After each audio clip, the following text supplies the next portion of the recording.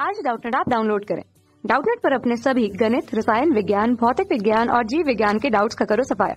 बस प्रश्न की फोटो खींचो, एक ही प्रश्न को क्रॉप करो और तुरंत वीडियो सोल्यूशन पाओ। अभी डाउनलोड करें। क्वेश्चन हमारे पास है कि किसी बेलनाकार पात्र में द्रव रखा हुआ है। पात्र आधार के केंद्र से गुजरने वाले किसी ऊर्ध्वाधर अक्ष के परितः घुमाया जाता है। अब पात्र की त्रिज्या जहां पर स्मॉल r है और उसका कोणीय वेग उस ऊर्ध्वाधर अक्ष के परितः घूमते हुए ओमेगा है। तब पात्र के केंद्र और उसके किनारों पर द्रव की ऊंचाई में अंतर कितना होगा वो हमें ज्ञात करना है। जैसा कंडीशन दिया हुआ है, पहले हम इसके डायग्राम को देख लेंगे।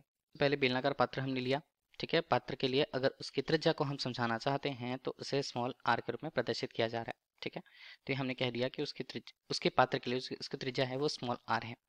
अब इस तरह से पात्र जो है आधार के केंद्र से गुजरने वाले ऊर्ध्वाधर अक्ष, जो ऊर्ध्वाधर अक्ष हमें दिख रहा है, उसके परितः घुमाया जा रहा है किसी नियत कोणीय वेग ओमेगा से, ठीक है, किसी एक नियत दिशा में। तो पात्र के केंद्र और उसके किनारों पर द्रव की ऊंचाई में अंतर हमें ज्ञात करना है। जबकि हम सामान्य रूप से देखें तो अगर स्थिर अवस्था में रहा था, ठीक है, स्थिर अवस्था में रहा था तो जल की ऊंचाई मान लीजिए हमने कुछ इस तरह से अगर उसे प्रदर्शित करनी चाहिए थी तो एच के रूप में प्रदर्शित हम कर रहे थे। लेकिन जब ये घूमने लगता है तो यहाँ पर अंतर होता है इस ऊंचाइयों में। अब ऊंचाइयों में जो अंतर होगा अब उसे हम हटाते हैं। अब देखिए वो कंडीशन बनेगी क्या, उसकी ऊंचाई को बता दिया और इस बीच अगर हम जल के मान को देखें तो ये कुछ इस तरह से बनेगा, ठीक है, का फ्लो होगा।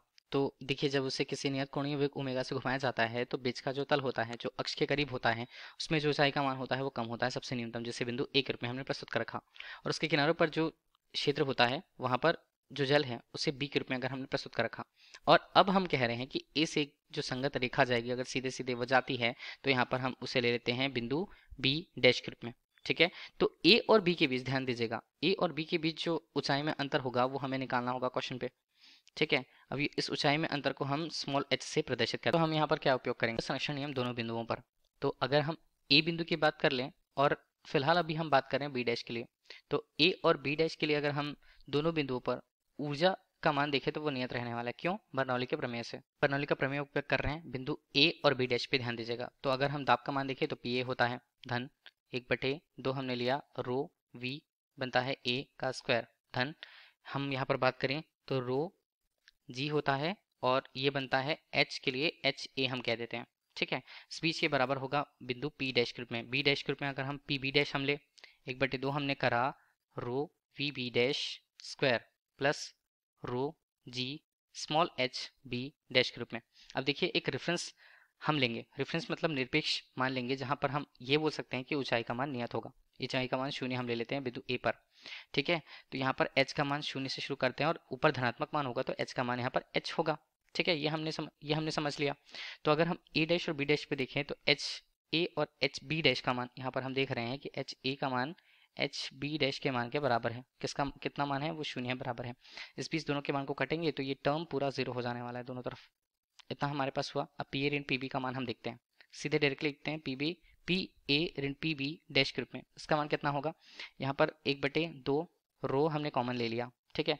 अब यहाँ पर बात होती है वी बी डैश स्क्वायर ऋण वी बी वी ए यहाँ पर होगा, ठीक है। तो ये हमारे पास जो मिला पी और पी बी डैश में जो अंतर है वो कहाँ पर मिल रहा है, वो हमें मिल रहा है समीकरण 1 के रूप में और ये मिला बर्नौली प्रमेय के आधार पर, ठीक है, बर्नौली प्रमेय। अगर हम ऊंचाइयों में अंतर के आधार पर देखें, ठीक है, दाब का मान तो वो कितना होगा।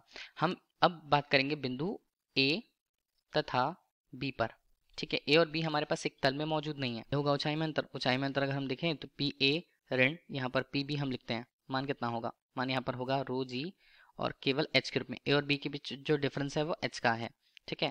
तो ये दोनों हमारे लिए बराबर हुए, समीकरण 1 और समीकरण 2। तो जब इसे हम सॉल्व करते हैं तो हम लिखते हैं समीकरण 1 बराबर समीकरण 2 से, ठीक है। क्या लिखा जाएगा इसे हम लिख लेते हैं 1/2 रो हमने ले लिया घनत्व के रूप में, वी बी डैश हम कह देते हैं, वी बी डैश का स्क्वायर होगा और वी ए का यहाँ पर भी स्क्वायर होता है, बराबर मान किसका है रो जी एच के रूप में, ठीक है। रो और रो घनत्व के मान यहाँ पर कट जाएंगे तो मान क्या बनेगा, मान यहाँ पर बनेगा वी बी डैश स्क्वायर ऋण वी ए यहाँ पर स्क्वायर और बराबर हम लिखें तो 2g h के रूप में मान। h का मान हमें निकालना है, va का मान हमारे लिए होता है 0। क्यों, ये देख लीजिए, सेंटर पर है, सेंटर पर या केंद्र बिंदु पर अगर हम देखें वर्टेक्स फ्लो में तो वहां पर वेग 0 होगा। जबकि दूसरी स्थिति पर वी बी डैश के रूप में हम लिखें तो वेग जो होगा वो अक्ष पर तो 0 रहने वाला है, लेकिन रेखीय वेग का मान जो अक्ष से काफी दूर जितनी त्रिज्या पर होगा वो उसके अकॉर्डिंग होगा। इसका मान बनता है ओमेगा आर का बनता है यहाँ पर स्क्वायर बराबर होगा 2g h के रूप में। एच का मान हमें निकालना है क्वेश्चन पे। ठीक है, तो एच हमने किया। अब यहाँ पर बनता है, देखिए एच हमने लिया तो omega square small R square बटे यहाँ पर बनता है 2 स्मॉल जी के रूप में मान। देखिए सारे मान को हम यहाँ पर रखें, मान हमारे पास कितना आता है, एच का मान उतना ही आएगा, आर स्क्वायर ओमेगा स्क्वायर बटे 2 जी के रूप में। ठीक है, और यही हमारे लिए क्वेश्चन का आंसर रहने वाला है फाइनल। ठीक है, और यही हमसे पूछा गया था। Thank you. कक्षा 6 से 12वीं से लेकर नीट, IIT, JEE वो एडवांस के लेवल तक 1 करोड़ से ज्यादा छात्रों का भरोसा। आज ही डाउनलोड करें डाउटनेट ऐप या व्हाट्सएप करें अपने सारे डाउट्स 8400 400 400 पर।